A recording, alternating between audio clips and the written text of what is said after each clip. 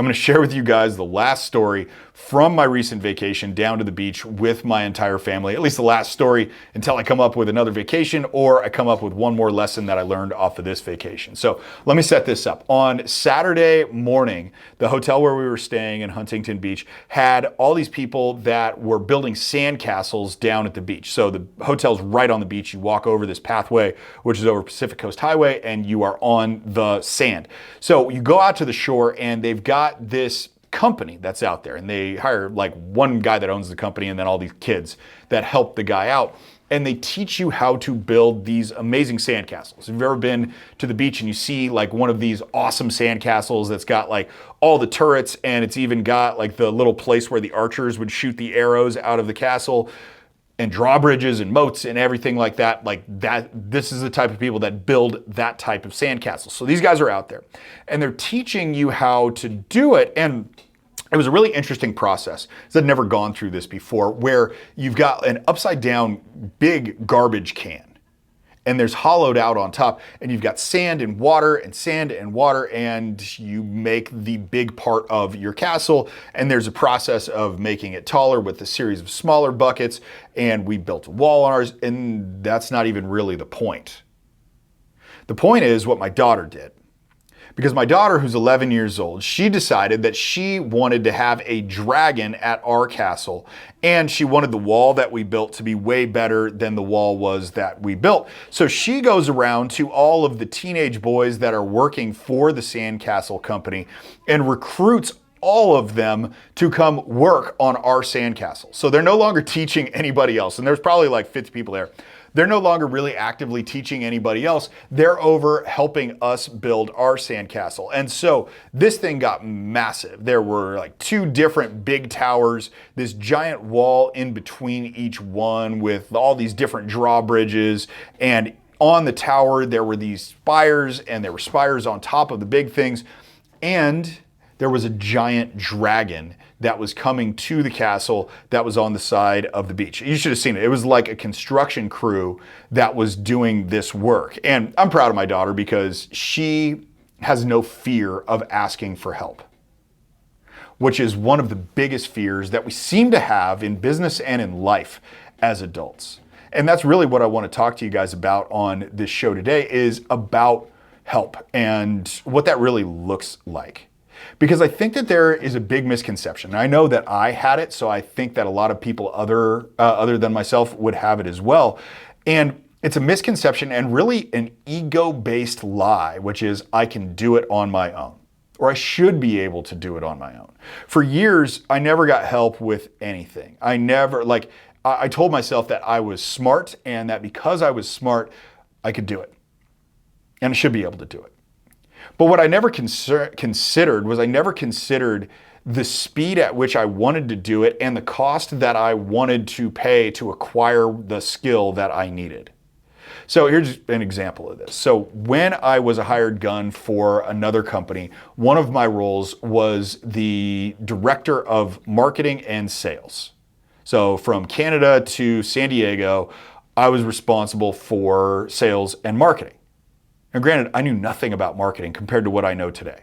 I mean, we're talking like I was a 5-year-old, and now I have a PhD or 3 PhDs in how to market. I had no idea then. It never occurred to me to get help on this because I always thought, I'm going to learn it on my own. But then I got into my own business and I started having the expense of learning it on my own, which is the thing I think most people don't understand. Is that there is a massive learning curve and cost to any skill that you want to acquire. And because of that, you end up paying more to acquire the skill on your own than you pay to have other people help you acquire that skill. So I don't think I share this very often, but all of the stuff that I have learned in marketing that I now execute is really a compilation of several different teachers that I've invested over $300,000 in to teach me the skills that I needed to learn to unlock another piece of the puzzle. Now, the way I do it, it's really a compilation of these different people's specialties that they had, that I pick pieces from one, I pick pieces from another, and then I make it my own thing that kind of like just Appleized everything. Like, you know how Apple just makes everything work together? That's essentially what I did with this. And that was the price that I needed to pay to get the instruction that I needed to get. I found people who were ahead of me and I hired them to get me to where they are and to teach me everything that they know. Because I'd already invested more than that, $374,000, in failing to learn how to do it on my own. And you might sit there and think like, well, man, maybe you were just stupid. And there were definitely some stupid moves that I made. But I forget who I heard say it, but there was this really relevant quote to this particular topic that I'm talking about right here, which is that if you can't learn from somebody else's failures, then you are destined to repeat those failures.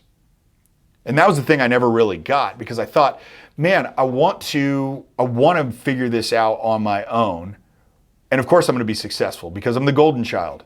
But the reality of it is that no matter what you're going to, regardless of how smart you are, you're still going to make some mistakes on the front end, which is something that I tell people when they're, and these aren't clients because they're not yet ready to work with me at this stage, but when they're thinking about going out on their own and they're scared, they're working for another company and they want to start their own, I tell them, listen, the beauty of this is that you're going to screw it up. Like, that's a fact. It's guaranteed. You're not going to hit it out of the park right away. And that allows pressure to come off of you because you know that it's not going to be amazing right away. You've got to ask for help though. Having help outside of you gets you to the place you want to go faster and cheaper. Yet we fail so often to ask for help because we think it's our job to know on our own. So case in point, like for a long time, I wouldn't hire a coach outside of me. Like I thought, I'll read a book or I'll figure it out or whatever. And now in the experience of being coached now for the last 5 years, I can tell you with evidence and the facts that back it up that I have gotten so much further, so much faster by asking somebody else for help and being willing to pay them to get me there. It's such a block. It's such a block for most people. They don't want to outsource this, or they think that there's no value in them getting somebody else to do something for them, all because they could do it themselves.